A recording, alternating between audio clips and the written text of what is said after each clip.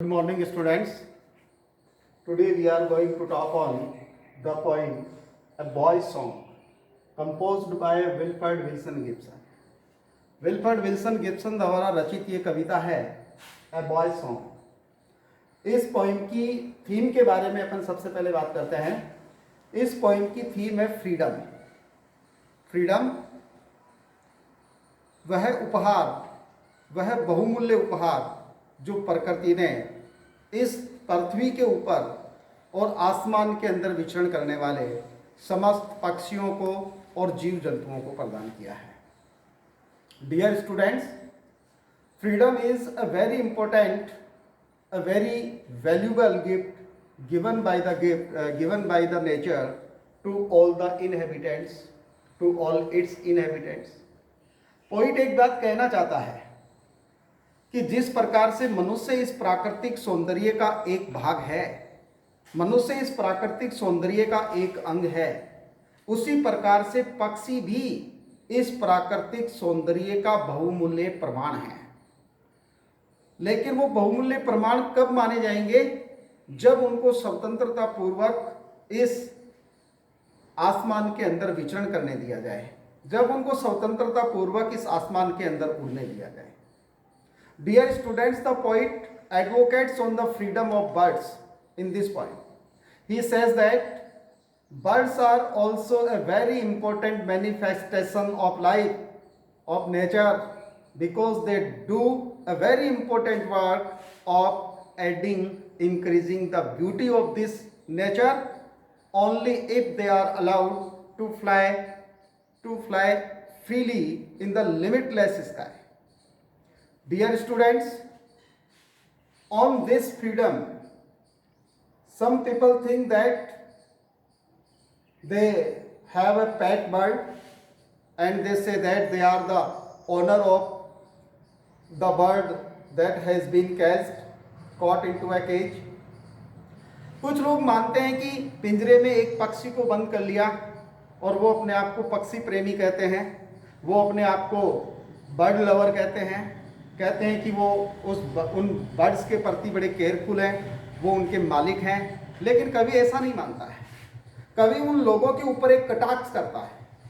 वो कहता है कि स्वतंत्रता पक्षियों को प्रदान किया गया प्रकृति के द्वारा एक महत्वपूर्ण उपहार है और किसी को भी इस उपहार का हनन करने का कोई अधिकार नहीं है।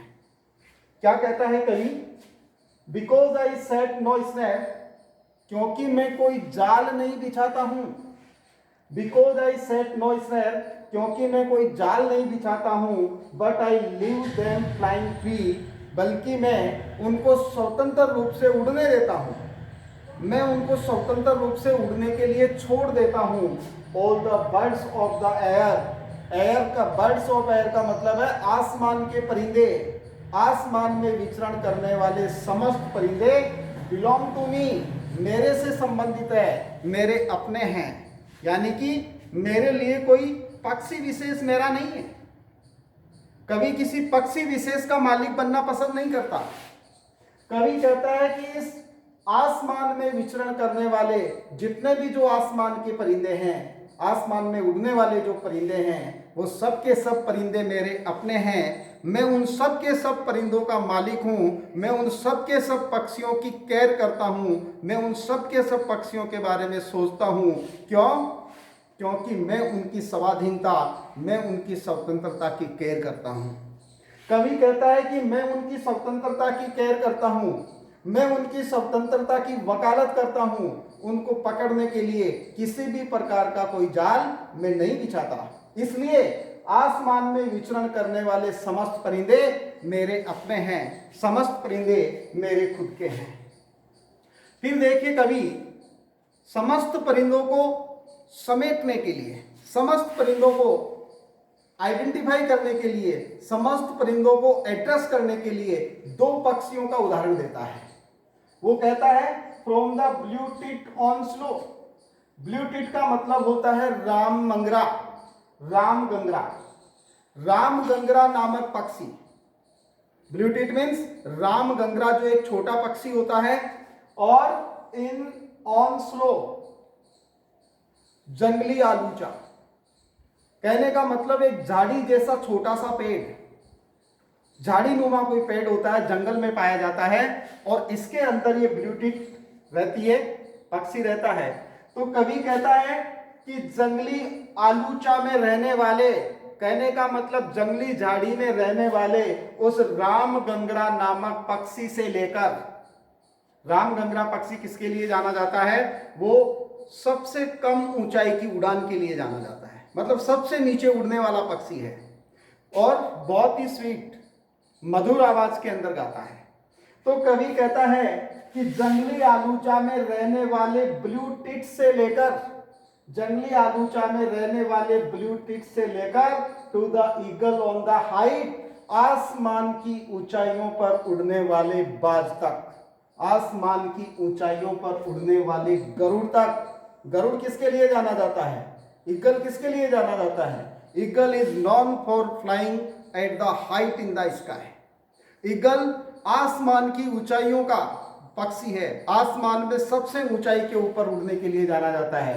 तो कवि कहता है कि जंगली आलूचा में रहने वाली छोटी सी ब्लू टिट से लेकर आसमान की ऊंचाइयों पर उड़ने वाले ईगल तक, आसमान की ऊंचाइयों पर उड़ने वाले बाज तक, uncage they come and go for my delight, समस्त पक्षी कहां से कहां तक, यानी कि सबसे नीचे उड़ान भरने वाले ब्लू टिट से लेकर सबसे अधिक ऊंचाई के ऊपर उड़ान भरने वाले ईगल तक, समस्त पक्षी स्वतंत्र रूप से, बिना किसी बंधनों के स्वतंत्र रूप से उड़कर आते हैं और जाते हैं।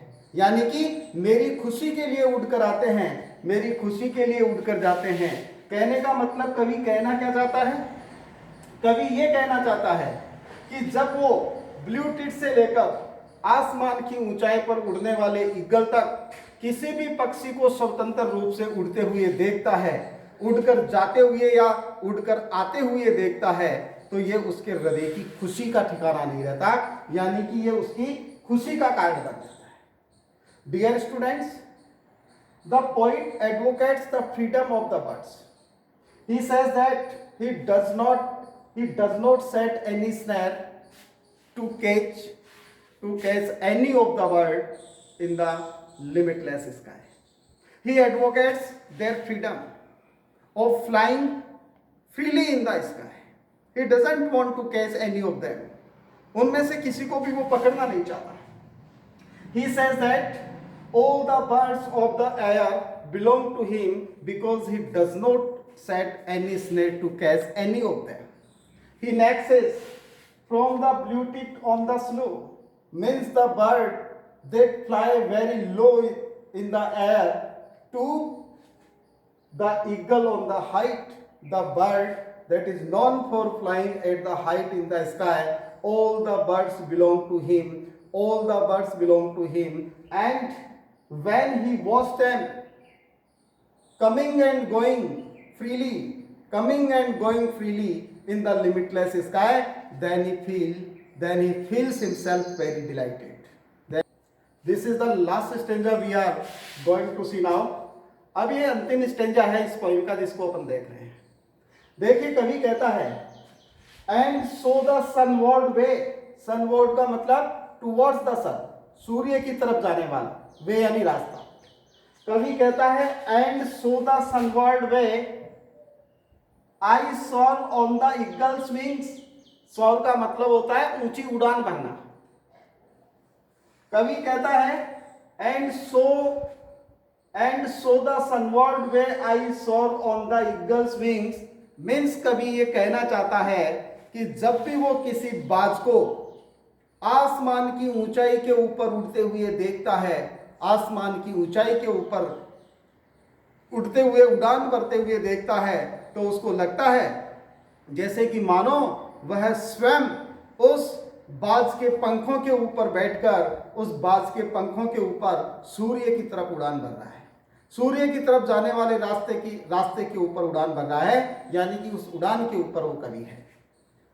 कवि कहता है and so the sunward way I soar on the eagle's wing, वह कहता है कि ईगल के पंखों के ऊपर जब उसको उड़ता हुआ देखता है तो उसको ऐसा लगता है जैसे कि मानो वो खुद ईगल के उस बाज के उस गरुड़ के पंखों के ऊपर सूर्य की तरफ ऊंची उड़ान भर रहा हो, सूर्य की तरफ ऊंची उड़ान भर रहा हो। And in my heart all day the blue tit sings, और वो महसूस करता है जैसे कि मानो 24 घंटे पूरे दिन उसके हृदय के अंदर ब्लू टिट राम गंगरा नामक जो पक्षी है वो मधुर गान गाता रहता है, वो मधुर गान करता है, वो मधुर गान करता है। कवि क्या कहना चाहता है? देखिए, the poet has connected himself completely to the birds of the sky. कवि ने अपने आप को इन आसमान के परिंदों के साथ पूर्ण रूप से जोड़ लिया है।